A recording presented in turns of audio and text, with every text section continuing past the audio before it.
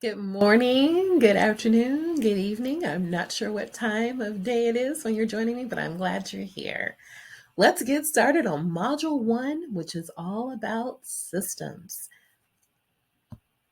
So, creating systems is going to help us get organized, reduce stress, feelings of being overwhelmed, and help you regain your time, okay? Because caregiving does not have to be this chaotic thing that it can be if we don't have systems in place. So, the first thing we're going to talk about is automate. So, my first word of caution, though, whenever you automate anything, is that you have to always inspect whatever it is that you expect. So if you put something on bill pay and it's only supposed to take out $50 on the first of the month, you need to go check every once in a while, make sure it's still only taking out $50 and not $500.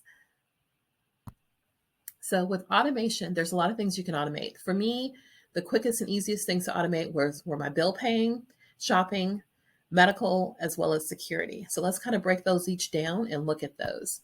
So with automating bill payment, the cool thing about that is that you can set a payment for any type of reoccurring charges that you have. You can set up different activity alerts so that it lets you know when it's going to come out. And the one thing I would suggest is having a separate account that's only used for the bill paying.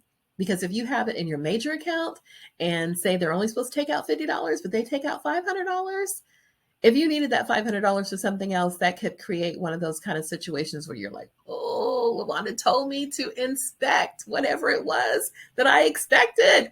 Okay. So, some of the things that you can put on automatic bill pay, um, your mortgage or your rent, your utilities, credit cards, anything that has a set payment or is in a range where you know what it should be every time. That way it makes it easier to do your budget. So like with utilities, a lot of them now have where you can do an average pay.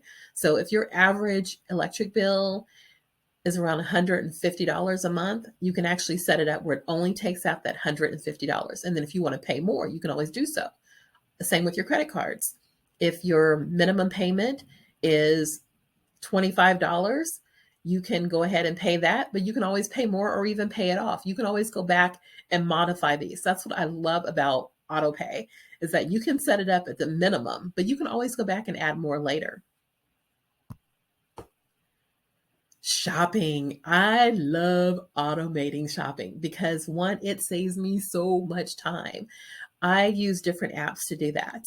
I order my groceries online and then I have them delivered at a specific time. And do you know there are even grocery services now that will deliver it to the house and put it where you ask them to? So if you want it to go in the garage refrigerator or you want it to go on the shelves, you can actually let them know where you want things to go and they'll put them away. Just always tip them because that's so nice. I mean, that's a truly value added service to do that. The other thing I used is sometimes I would order the meal kits. And meal kits, there's a lot of different ones out there, but it helps also because sometimes you get tired of cooking the same old meals every day. You know, it's like you have these maybe 20 that are in your repertoire and you keep reusing them. You know, so we had spaghetti today. It's going to be tacos tomorrow. Oh, shepherd's pie after that. So, yeah, order a meal kit or two from different companies and try it out. You know, get yourself some new recipes and new flavors and enjoy. The other thing that I automated was prescriptions. When I first took over mom's caregiving, I didn't know that she was ordering it online. So I was going to the local pharmacy every 30 days to pick up pick up the prescriptions and then come home and have to, go through the pill box. I didn't know that actually I could have set it up on auto ship and it was even cheaper to have it done through the mail. So please check on that if you have it. And usually the doctor can do like 90-day supply, or even if they do the 30-day supply, it's coming to you at your house versus you having to go pick it up, saving you time. And then, of course, just home delivery on other things also. So whether it's household supplies or whatever you need, if you can have something delivered to the home and you don't have to go out and physically get that, that saves you time. And time is something that you're short on as a caregiver. So let's create some things to help us gain back and reclaim our time. Automation is one of the ways to do that. What else can we automate?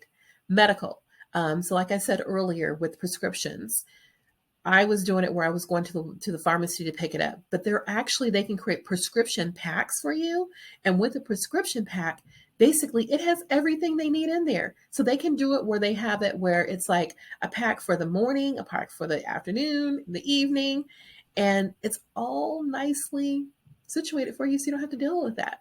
Also, you can set up auto ship for incontinence supplies if they need that as well.